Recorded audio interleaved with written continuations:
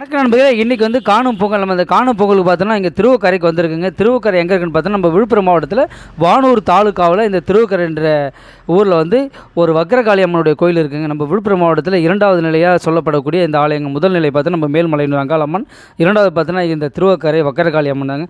இந்த ஆலயத்தை இப்போ வந்திருக்கும். இந்த ஆலயத்தினுடைய சிறப்புன்னு பார்த்தோம்னா கிட்டத்தட்ட வந்து இது 2000 ஆண்டுகளுக்கு முன்பு இந்த ஆலயம் உருவாக்கப்பட்டதாக சொல்லப்படுதுங்க. இந்த ஆலயம் பார்த்தோன்னா கிட்டத்தட்ட வந்து நம்ம வராக நதி அழைக்கப்படக்கூடிய சங்கராபுரம் ஆற்றல் மேலே வந்து 7 நிலை ராஜகோபுரத்தை அமைக்கப்பட்டு கிட்டத்தட்ட ஒரு 10 ஏக்கர் பரப்பில் இந்த ஆலயம் இருக்குங்க. 5 ஏக்கரில் வந்து இந்த ஆலயங்களும் 5 ஏக்கரில் வந்து குளமும் பக்கத்தில் அருகாமலே இருக்குங்க. இந்த ஆலயத்தினுடைய மூலவர் பார்த்தோன்னா சந்திர மூலேஸ்வரர் இங்கே அமைக்கப்பட்டிருக்காரு. இந்த ஆலயத்தில் பார்த்தா மிக ஒரு பழமையான ஒரு ஆலயம் கொடுங்க இந்த திருவக்கரையில். இங்கே பார்த்தோன்னா நம்ம தொண்டை திருத்தலை நாட்டில் பார்த்தோம்னா கிட்டத்தட்ட 32 சிவனுடைய தலங்கள் இருக்குங்க. அதில் வந்து 30வது இடத்துல இருக்கக்கூடிய ஆலயம் தான் இந்த திருவக்கரையுடைய ஆலயம். இது பார்த்தீங்கன்னா 7ஆம் நூற்றாண்டில் கட்டப்பட்டதாக சொல்லப்படுதுங்க. இந்த ராஜகோபுரத்திலிருந்து பார்த்தீங்கன்னா எல்லா அம்மனும் வந்து பார்த்தீங்கன்னா கிழக்கு நோக்கி தான் இருப்பாங்க. நம்ம மேல்மலையின் அங்காளம்மனும் வடக்கு நோக்கி இருப்பாங்க. இந்த அம்மனும் பார்த்தீங்கன்னா வடக்கு நோக்கி தான் இந்த வக்ரகாளி அம்மன் சன்னதி அமைக்கப்பட்டுள்ளதுங்க. நீங்கள் இந்த ஆலயத்துக்கு நீங்கள் வந்தீங்கன்னா கண்டிப்பாக வந்து நிறைய ஒரு அதிசயங்கள் பார்க்கலாம். நிறைய தலங்கள் உள்ளே இருக்குங்க. இந்த ஆலயத்தினுடைய மூலவர் பார்த்தோன்னா மூலவருக்கு இடதுபுறத்தில் வந்து 100 கால் மண்டபம் இருக்குது. மற்றும் பார்த்தோன்னா இந்த வந்து இங்கே பெரிய நந்தி, அதாவது நம்ம திருவண்ணாமலைக்கு அடுத்தது இங்கே ஒரு பெரிய நந்தி ஒன்று இருக்குங்க. இந்த நந்தியையும் நீங்கள் பார்த்துட்டு இங்கே போயிட்டுருக்கலாம். இங்கே பார்த்தோன்னா நம்ம கிட்டத்தட்ட வந்து 2000 ஆண்டுகளுக்கு முன்பு கிடந்தாலும் மக்கள் பார்த்தோன்னா நிறைய இந்த ஆலயத்துக்கு வந்துட்டுருக்காங்க. இந்த ஆலயத்தினுடைய சிறப்பை பார்த்தீங்கன்னா பூர்வ ஜென்மனுடைய பாவங்கள் நீக்கப்படுதுங்க. நீங்கள் பார்க்குற காட்சி பாருங்கள், நிறைய பூட்டுகளாக இருக்குது பாருங்கள். இந்த பூட்டு எல்லாமே பார்த்தா நம்ம வீட்டில் நடக்கக்கூடிய கெட்ட விஷயங்களை சரி, நம்மளை சுற்றி நடக்கக்கூடிய நல்ல ஒரு வைப்ரேஷன் உருவானாலும் சரி, இங்கே வந்து நம்ம இந்த ஆலயத்தில் வணங்கி ஒரு பூட்டு போட்டு போனால் நம்ம குடும்பம் நல்லா இருக்கும் சொல்லப்படுதுங்க. நீங்கள் அப்படியே கொஞ்சம் நாளைக்கு உள்ளே வந்து பார்த்தோம்னா ஒரு நாக தேவதனுடைய மண்டபம் ஒன்று கட்டி வச்சுருக்காங்க. நீங்கள் பார்த்துருக்கீங்க பாருங்கள். இந்த நாக தேவதனுடைய மண்டபத்தை பாருங்கள், எவ்வளோ அதிசயம் பாருங்கள். எல்லாருமே கல்லால் வந்து நிறைய நாகதோஷங்கள் நீக்கணும்னு சொல்லிட்டு நிறைய நாகத்தால் செய்யப்பட்ட கற்கள் வந்து இங்கே வச்சு பூஜை பண்ணிட்டு போயிருக்காங்க. அவங்களுக்கு அந்த நல்லது எல்லாமே நடந்திருக்குங்க. அப்படியே பார்த்திங்கன்னா குழந்தை பாக்கியம் இல்லாதவங்களும் குழந்தை சிலைகளை வச்சு இங்கே வணங்கிட்டு போயிட்டுருக்கு. இந்த காட்சி நம்ம பார்க்குறோம். ஒரு அற்புதமான ஒரு காட்சி தாங்க இந்த காட்சி. நீங்கள் வந்து கண்டிப்பாக எந்த ஊரில் இருந்தாலும் ஒரு டைமாவது இந்த திருவக்கரைகளில் இருக்கக்கூடிய இந்த வக்ரகாளி அம்மனை வந்து நீங்கள் தரிசனம் செஞ்சுட்டு போகணும்னு சொல்லிட்டு கண்டிப்பாக கேட்டுக்கொள்கிறோம். இந்த அதிசயம், இந்த ஆலயம் என்னென்னு அதிசயம் பார்த்தோன்னா இது 7 நிலை ராஜகோபுரம் கொண்டதுங்க. அதனால தான் வந்து இந்த இடத்துக்கு வந்து அவ்வளோ பவர் இருக்குது. கிட்டத்தட்ட பார்த்திங்கன்னா நிறைய பக்தர்கள் வந்து இங்கே வந்துட்டுருக்காங்க. இங்கே இருக்கக்கூடிய நரசிம்மர் பார்த்தோன்னா கார்த்திகை மாதத்தில் வந்து கண் திறந்து பார்த்தா ஒரு அதிசயம் சொல்லப்படுதுங்க இந்த இடத்துல வந்து. அதெல்லாம் பார்த்தீங்கன்னா இந்த இடம் வந்து மிகவும் ஒரு அற்புதமான ஒரு காற்றோட்டமான இடத்துல தான் அமைக்கப்பட்டிருக்கு. நீங்கள் பாருங்கள், இந்த காட்சி உங்களுக்கு பார்க்கும்போது தெரிஞ்சிட்ருக்கோம் எந்த அளவுக்கு வந்து மக்கள் வந்து இவ்வளோ வேண்டுதலுக்காக இவ்வளோ சிலைகளை இங்கே வச்சுட்டு போயிருக்காங்கன்னு சொல்லிட்டு. நம்ம அப்படி தாங்க இங்கே வணங்க போயிட்டுருக்கோம். நீங்கள் வந்து கண்டிப்பாக ஒரு அம்மனுடைய ஆலயத்துக்கு போனால், சிறப்பான ஆலயத்துக்கு போனால் இந்த ஆலயத்துக்கு கண்டிப்பாக நீங்கள் வாங்க.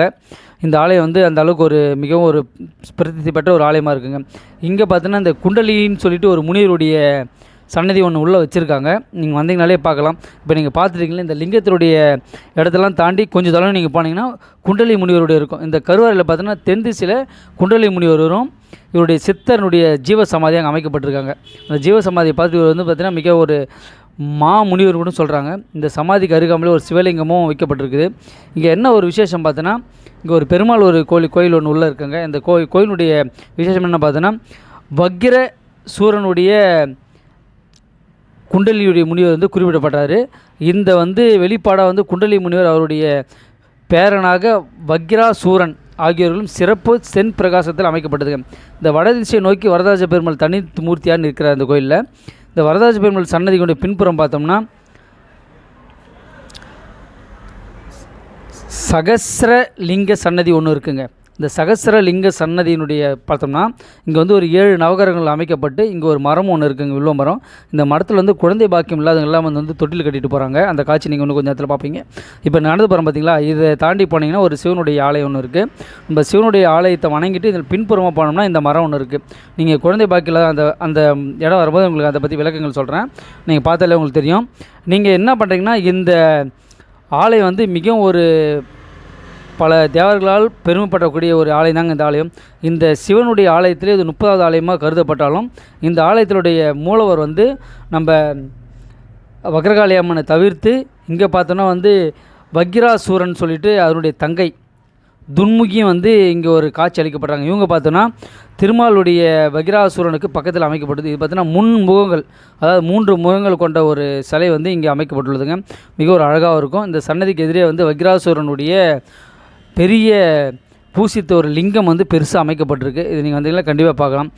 இந்த ஆலயத்தினுடைய புண்ணியங்கள் எல்லாமே பார்த்தோம்னா நம்ம வந்து மிகவும் ஒரு பிரசித்தி பெற்ற புண்ணியங்க. இந்த பார்க்குறேங்க பார்த்தீங்களா, இங்கேருந்து நீங்கள் கொஞ்சம் அளவு தள்ளி போனால் இந்த வரதாஜ பெருமாளுடைய சன்னதி இருக்கும். இதுக்கு பார்த்தீங்கன்னா ஒரு மணிமண்டபம் மாதிரி கட்டி ஃபுல்லாக நீங்கள் சுற்றிட்டு வரலாங்க. வந்ததுக்கப்புறம் பார்த்தீங்கன்னா அந்த ஆலயத்தினுடைய சிறப்புகள் எல்லாமே நீங்கள் கீழே பார்க்கலாம். இந்த ஆலயம் பார்த்தோன்னா ஒரு வில்லு மரத்தினுடைய தீர்த்தமும் அமைக்கப்படுகிறது. இங்கே வந்து சங்கராபரணி ஆறு வந்து அருகிலே இருக்கிறதுனால இந்த ராஜகோபுரத்தின் அருகில் அமைக்கப்பட்டுள்ளதுங்க. மரங்கள் கல்லாகவும் மாறி இருக்கும் அதிசயம் இந்த ஆலயத்தில் இருக்குது. பல்லாயிரக்கணக்கான ஆண்டுகளுக்கு முன்பு பூமியில் வாழ்ந்த மரங்கள் அவற்றின் பட்டைகள் பார்த்தீங்கன்னா கிளைகளாகவும் தோன்றி அதே தோரணத்தோடு இங்கே கல்லாக மரங்களாக மாறுகிறதா சொல்லப்படுது. அந்த காட்சியை நாங்கள் பார்த்தோம். இங்கே பார்த்தோன்னா வக்கிர தோஷங்கள் நீக்கக்கூடிய ஒரு ஸ்தலமாக இந்த ஸ்தலம் அமைக்கப்பட்டுள்ளதுங்க. இந்த கோயிலுக்கு வந்து பார்த்திங்கன்னா ஒரு 3 கால வேலை பூஜைகள் பண்ணுறாங்க. அதாவது 6 மணிக்கு ஒரு பூஜை, 8:30 மணிக்கு ஒரு பூஜைன்னு பண்ணுறாங்க. இந்த வக்கிர சாந்தி திருத்தலமும் இங்கே ஒன்று இருக்குங்க. நீங்கள் வந்தீங்கன்னா இந்த அனைத்தினுடைய ஸ்தலத்தை நீங்கள் பார்க்கலாம். வேறு பார்த்தோன்னா இப்போ நீங்கள் பார்க்குறீங்க பார்த்தீங்களா, இந்த சன்னதியிலேருந்து நீங்கள் உள்பக்கமாக போனீங்கன்னா நம்ம சொன்ன இடத்த வந்து பார்த்திங்கன்னா தெரியும். இங்கே வந்து இன்றைக்கி விசேஷ நாள் இடத்தால் பார்த்திங்கன்னா கையெல்லாம் கட்டி மக்கள் எல்லாமே வந்து வரிசையில் போகணுன்னு சொல்லிட்டு இங்கே அமைச்சிருக்காங்க. அதுக்கேற்ற மாதிரி நம்ம எல்லாமே வரிசையில் நின்றுட்டுருக்காங்க. இன்றைக்கி வந்து கூட்டங்கள் வந்து ஏராளமான கூட்டங்கள் தாங்க, கொஞ்சம் நெஞ்ச கூட்டங்கள்லாம் கிடையாது, அவ்வளோ கூட்டங்கள் இருக்குது. இந்த ஆலயம் பார்த்திங்கன்னா கிட்டத்தட்ட வந்து முதலாம் ஆதித்த சோழனுடைய தொடங்கினாருன்னு சொல்கிறாங்க. சோழ மன்னர்கள் பலர் வந்து இந்த கோயில் வந்து புதுப்பிக்கிறதுக்கு விரிவுபடுத்துறதுக்கு நிறைய உதவிகள் செஞ்சதாகவும் சொல்லப்படுது. இந்த ஆலயம் பார்த்திங்கன்னா திருவக்கரைக்கு வந்து ஒரு சிவன் தலமாக இருந்தாலும் திருஞான சம்பந்தர் வந்து இந்த ஆலயத்தை பற்றி நிறைய பாடல்கள்லாம் பாடிக்கிறதா சொல்லப்படுது. நம்ம இப்போ இந்த பார்க்குற காட்சி பாருங்கள். இங்கேருந்து வந்து நீங்கள் உள்ளே போனீங்கன்னா வந்து அந்த அம்மனை பார்க்கலாம். இந்த அம்மன் பார்த்தீங்கன்னா கிட்டத்தட்ட 3 முகங்கள் கொண்ட ஒரு அம்மனுடைய ஆலயம் உள்ளே இருக்குது. இந்த ஆலயத்தை நம்ம பார்க்க போகிறோம். இங்கே பாருங்கள், மக்கள் எல்லாமே வயலில் நின்றுட்டுருக்காங்க. இதை தாண்டி நீங்கள் போகும்போது அந்த ஆலயத்துக்கான சிறப்புகள் எல்லாமே இங்கே தெளிவாக உங்களுக்கு தெரியும். இங்கே பாருங்கள், மக்கள் எல்லாமே வந்துட்டுருக்காங்க பார்த்தீங்களா. இந்த வழியாக தான் நம்ம உள்ளே போக போகிறோம். உள்ளே போயிட்டு நீங்கள் பார்த்தாலே உங்களுக்கு தெரியும் என்ன நடக்கும் அப்படின்னு சொல்லிட்டு. இந்த கோயிலில் பார்த்திங்கன்னா கிட்டத்தட்ட வந்து பௌர்ணமிக்கு வந்து சிறப்பான பூஜைகள்லாம் பண்ணுறாங்க. நம்ம மலையனூரில் வந்து அமாவாசைக்கு பூஜை இந்த மாதிரி இங்கே வந்து பௌர்ணமிக்கு நிறைய பூஜைகள் பண்ணி தீபங்கள்லாம் ஏற்றதை சொல்லப்படுதுங்க.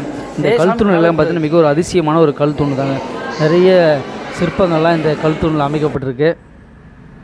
இந்த ஆலயத்தினுடைய வரலாறு பார்த்தோன்னா ஒரு சிறிய வரலாறு தாங்க. அந்த வரலாறு பார்க்கறது முன்னாடி மேலே பாருங்கள், இந்த ஆலயத்தை சுற்றி வந்து வரக்கூடிய அந்த அபிஷேக தண்ணிக்கெலாம் வரதுக்காக பார்த்திங்கன்னா காற்றோட்டமாக வெயில் வர மாதிரி வந்து ஒரு மேடை மாதிரி அமைச்சு வச்சுருக்காங்க. இதெல்லாம் ஒரு அதிசயமான ஆலயம் தாங்க. இந்த ஆலயத்தினோட வரலாறு பார்த்தோன்னா வகிராசுரன் ஒரு அரக்கம் வந்து பயங்கரமாக ஒரு சாகாவாரம், தன் வழி மேலே சாகாவாரம் பெற்று தேவர்கள்லாம் வந்து எல்லாரையும் கொடுமைப்படுத்தி வந்திருக்காரு. அதை வந்து சிவபெருமான் வந்து கட்டளையால் அரசன் வந்து வகிராசுரனுடைய தவத்தை அடக்கிறதுக்கு பெருமாள் வந்து வதம் செய்கிறார். அந்த வகிராசுரனுடைய தங்கை தான் வந்து துன்முகி. அவங்க என்ன பார்த்தோன்னா வக்ரகாளி வதம் செய்யும்போது அந்த ராட்சசி துன்முகியே கர்ப்பமாக இருக்கிறாங்க. இந்த கர்ப்பமாக இருக்கிறதுனால குழந்தையை வதம் செய்யக்கூடாது என்பதனால தர்மமாக நினச்சி அந்த துன்முகி என்ன பண்ணுறாங்க, வயிற்றில் உள்ள கருவறையில் உள்ள குழந்தையை காளி தனது இடது காலிலேருந்து குண்டலை அணிவித்து கொண்டு ராட்சச வதம் செய்ததால் வகிராசுரனுடைய தங்கை அழிந்ததால் வக்ரகாளி அங்கேயே அமர்ந்துடுறாங்க. வக்ரகாளி வந்து அங்கேயே அமர்ந்துடுறாங்க.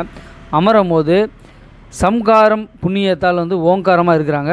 ஆதிசங்கரர் வந்து காளியை சாந்தம் செஞ்சு இடது பாதத்தை தன் சங்கர ராஜ்யத்தை வந்து பிரசித்தி செய்கிறார். இதனால் பார்த்தோன்னா ராகு கேது கிரகங்களுக்கு அதிதேவதையாக காளி என்பவங்க வந்து வலதுபுறத்தில் 5 இடதுபுறத்தில் 4 என்ற கணக்கின்படி சுற்றி வர வேண்டும். இந்த ஆலயத்தில் இந்த வக்கிர சாந்தி திருத்தலம்னு சொல்லிட்டு இந்த தலமும் அழைக்கப்படுதுங்க. பொதுவாக காளி கோயில் எல்லாமே ஊரினுடைய எல்லையில் தான் இருக்கும். ஆனால் இந்த ஆலயம் பார்த்தீங்கன்னா ஊருக்கு நடுவே வந்து ராஜகோபுரங்களுடைய வாயில் அருகிலேயே அமைக்கப்பட்டுள்ளது ஒரு வித்தியாசமான ஆலயம் சொல்லலாம்.